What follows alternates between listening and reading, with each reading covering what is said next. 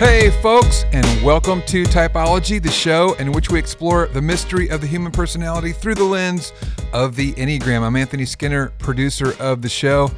Hey, we're glad you're back. Today we have part 2 of our 2-part series with former governor of the great state of Tennessee, Bill Haslam.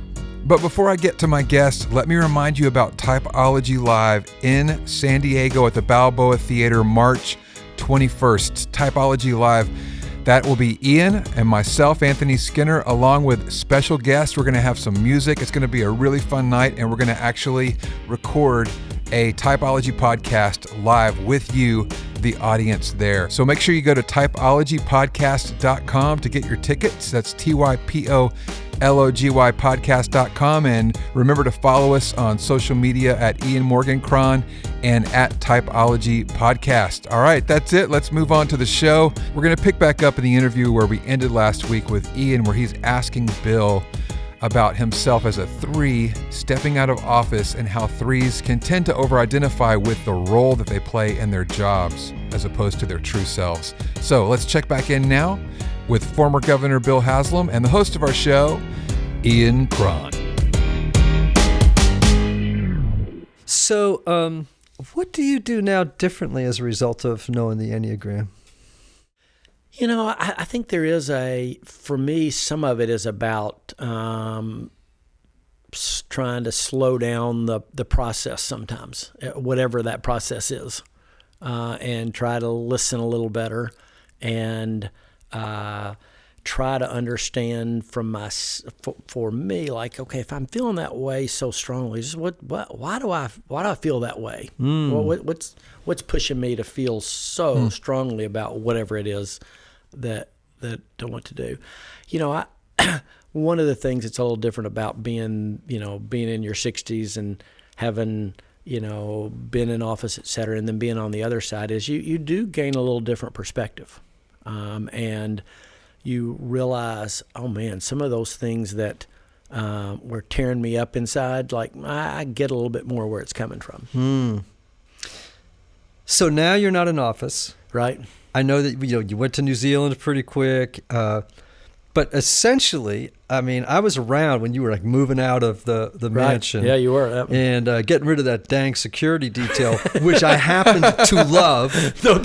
Because, we went to the Ryman one night and we had a car in front of us and a chase car behind us and instant access. We didn't have to stand in one line, which was maybe the most glorious night of music in my life. Chrissy said it fed all the wrong parts of my need for let's get moving here. So it's great. And there's parts of you like being in office. Like I said, it's you're 8 years is the right amount. Okay, I believe in terms of, and there's parts of you that I'm ready to go back and drive my own car and that, but. If you go to a concert or a game or something, you miss that being dropped off, underneath the stadium or right at the back door to the Ryman or whatever it is. There's a sense, and people used to always complain about traffic in Nashville. I'm like, it's not bad. Just flip on those blue lights, pull into the median. Why are you complaining? And now I'm that person. Oh man, well I'll tell you what, we almost abandoned our friendship once you didn't have that, but we decided that we liked you well enough that we're going to keep you around. I have learned who those folks were, who just, I was a very convenient friend for a while. But part of the reason I asked that is, the defense mechanism of 3s is called identification.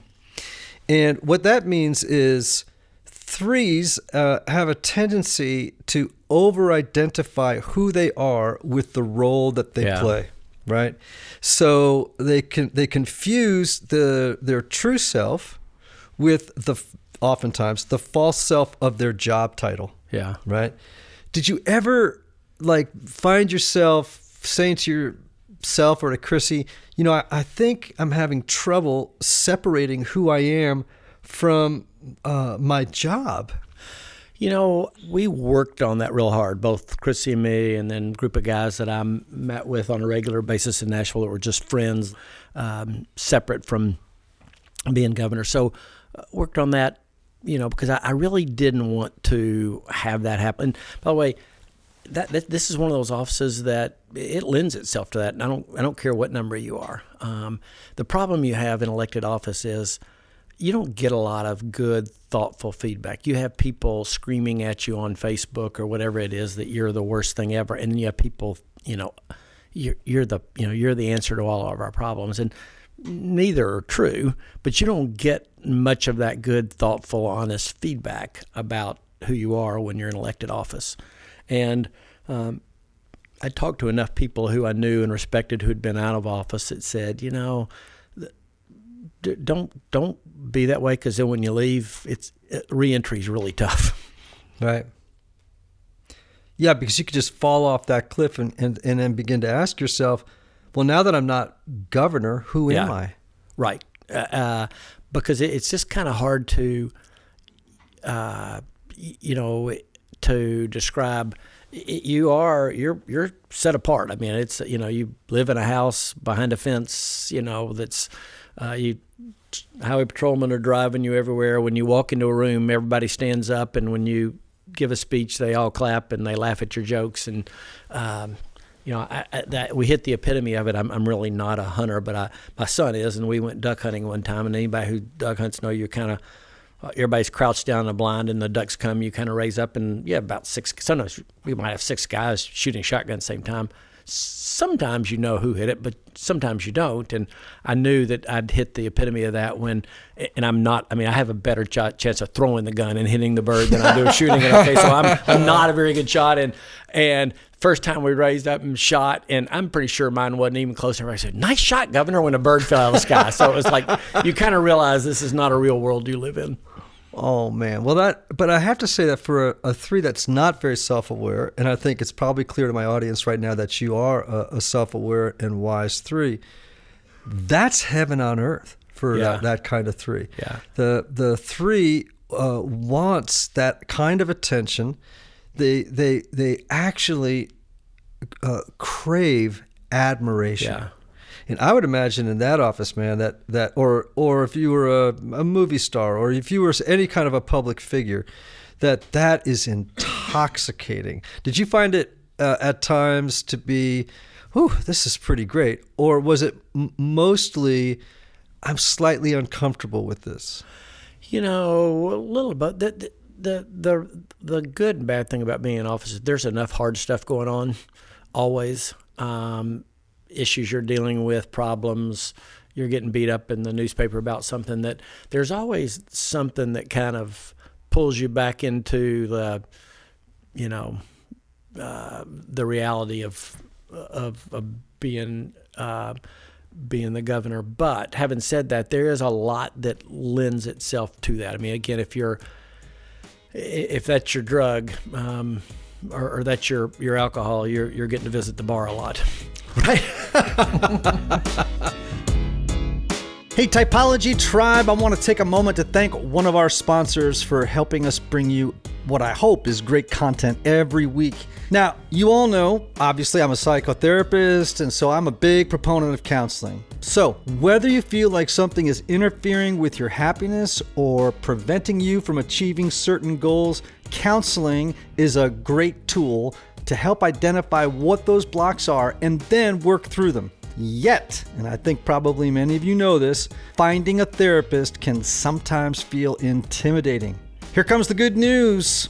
BetterHelp offers online counseling at your own time and your own pace. You can schedule secure video or phone sessions plus text and chat with your therapist when it's convenient for you. That's huge, right? These are licensed professional counselors who specialize in things like depression, anxiety, stress, relationships, LGBT matters, trauma, and grief.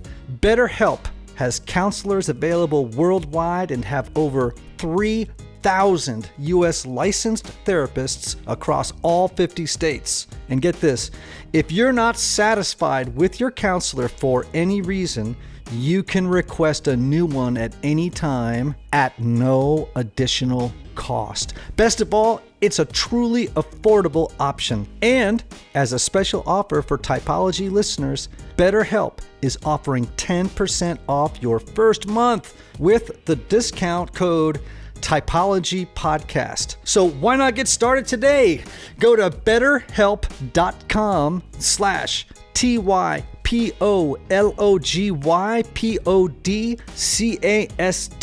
Simply fill out a questionnaire to help them assess your needs and get matched with a counselor you will love. Again, that's BetterHelp.com/Typology Podcast, TYPOLOGYPODCAST.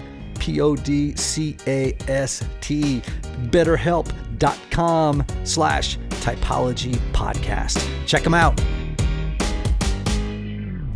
I don't know if you can answer this, but I've spent a lot of time actually thinking to myself, and it makes sense in the current environment, like how about politics and personality, right? And the interplay between the two of them.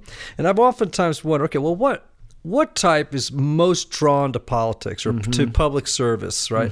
And I think ones is one, right? Because you have a lot of reformer types, ones. I suspect, complete speculation, right? So I have to that's my disclaimer. I think Hillary Clinton is a one. I bet. I think Elizabeth Warren is a one. Another public figure like Ralph Nader, I'm pretty sure is a one. But clearly a ton of threes. Right. I think. Right.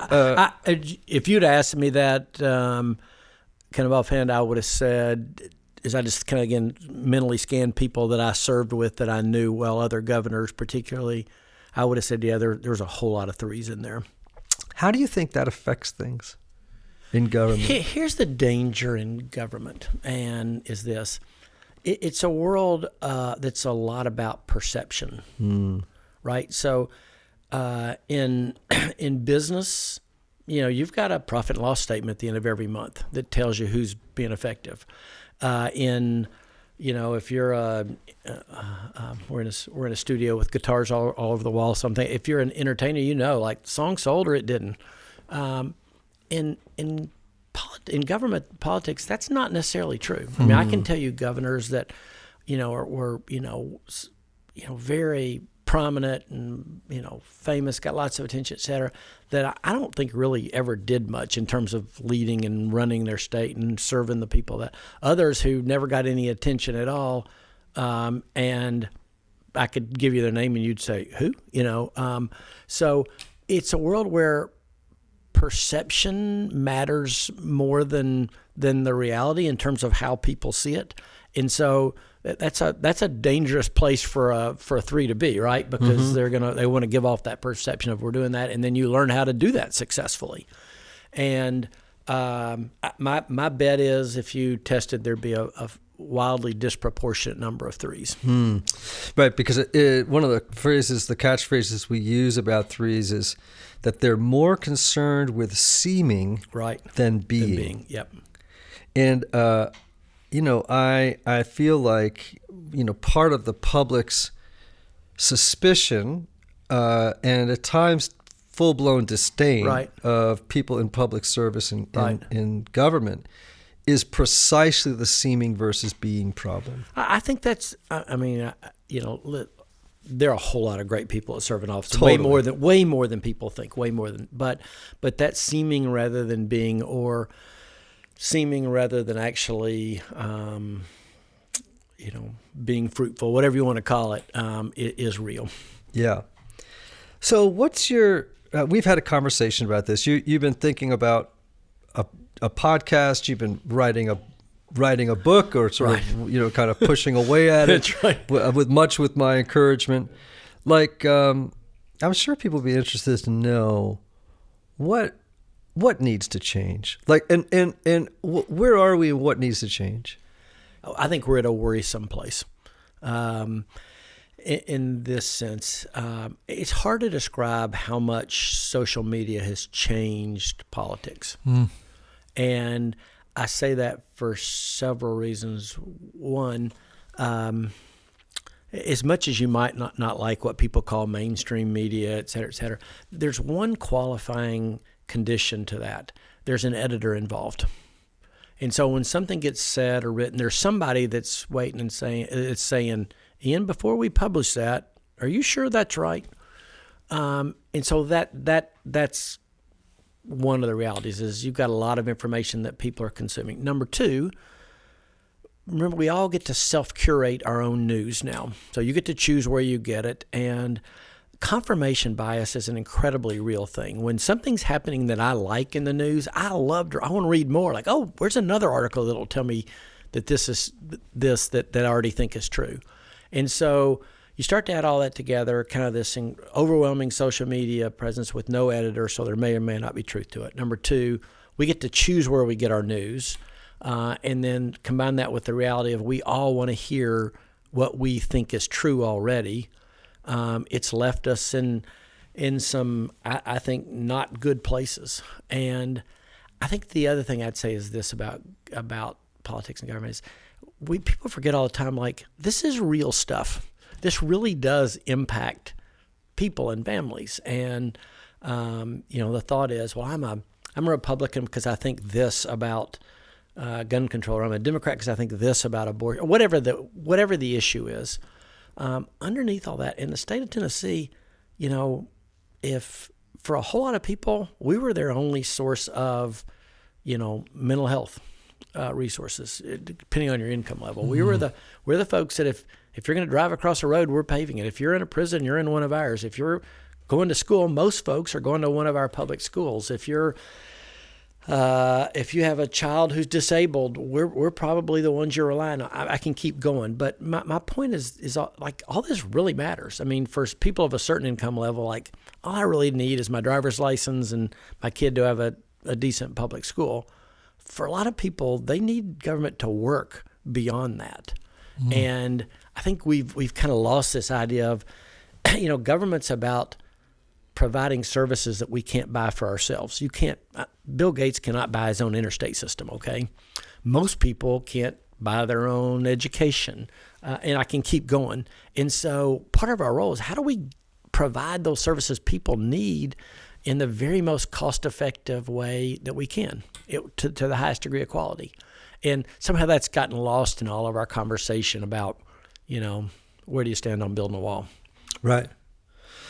All right, so I've said this before on the show, but because you're here, I'm going to say it again and ask you how you feel about it. I believe that America, for most of its history, was a three country. Okay. Meaning it was a country that was forward-thinking. Yeah. It was future-oriented. It was a country that was all about how can I do better than my parents did. It was very success-oriented, not necessarily in the negative sense of the word, but how can I be more successful than the people who came before me? I believe now that we have migrated more toward becoming an unhealthy sixth country, meaning we are more fear-based. We are more worst-case scenario thinkers. We pine for the past. I found it ironic that our current president's sort of mantra of "Let's make America great again," as if, like I've always believed that nostalgia is a sin. It's great to be a person who appreciates the past, but nostalgia seems to me to imply this idea that the best days are behind us. Right. I think as a Christian and as an American, it's a much healthier thing to think the best days are ahead. Right. Are ahead of us. So what do you think? Have we moved to being a sixth country? Actually, I think it's I haven't thought about that, but I think you nailed it. I think we are, and I'll say that I'll go further and say this. When we're responding out of fear, it's never good. I don't care whether it's in politics, your marriage, your career, whatever it is. It's just never good. And I think that in particular, like I said, as believers, of all people, we should not be the people who are responding out of fear out there. Mm-hmm. We should be the people coming with this, assurance of things hoped for, that we know how this story plays out in the end. And so, in the middle of it, while we have a role to play, a job to do, and a way to be faithful, to have a faithful presence, it's responding out of fear is not going to me is not having a faithful presence. I'll just say it that way. Mm-hmm. Faithful presence, a term another person on that trip we went on, James Davidson Hunter, is yes. he's taken that and making it kind of his like, that's who we're supposed to be, people with a faithful presence. Yes. And part of what's troublesome is if, and we always say this is speculation, if there are more 6s in the population than any other type, and those types tend to be much more concerned with issues around who's in charge. Right. And they're fearful. Right. And they're looking, like all 6s have what we would call a lust for certainty. Like they just want to know, they want to have a real sense of certainty. When those people get together en masse, and they are looking for some kind of an authority figure that is saying, I'm the only person who can keep you safe. Right. Right. Well, that's a big red flag for a 6. And when they vote en masse based on fear, right, and also 6s, when they're not very healthy, develop a very strong us and them mentality. Yeah. And that's another reason I think, to your point, it's never good when a big block of people is being motivated by fear. Yeah, I think that's well said, and I think the challenge for all of us, regardless of your numbers, how do we figure out how to walk into a situation like that and say that, like, reacting out of fear isn't A, it's not the right thing to do. B, it's not going to get us anywhere. And here's a path that is a way for you to walk faithfully. Hey everybody, one of the lessons I've learned over the years is that not everybody benefits from a traditional 50-minute counseling session. And this is why some people can go to couples therapy or personal counseling for a long time and never really get anywhere. This is why I'm such a believer of intensive counseling and my friends at Restoring the Soul in Colorado, created by my longtime friend Michael Cusick to help couples or individuals experience deep change in half-day blocks over 1 or 2 weeks. Now listen, if you can't wait months or years to get to the bottom of an issue or to experience breakthrough, you need to get in touch with my friend Michael and his extraordinary team of counselors at Restoring the Soul. If you're looking to get out of the rut you're in, but can't wait months or years, call Restoring the Soul today for a free consultation with Michael's staff. Call 303-932-9777 and learn how their intensive counseling process can help you. As a special bonus, just for Typology listeners, make sure to visit www.restoringthesoul.com/typology to download their PDF called 5 Ways Unaddressed Trauma May Be Derailing Your Relationships. I have a question real quick. Do we have time for me to Oh ask you a man, question? sure we do. So is it just 3s, or do most people, when they read the section where you describe them in the book, say, he's being too hard on my number? Yes. It's just 3s? No. Or is everybody? Everybody feels like you're picking on their number? Well, here's the reason why.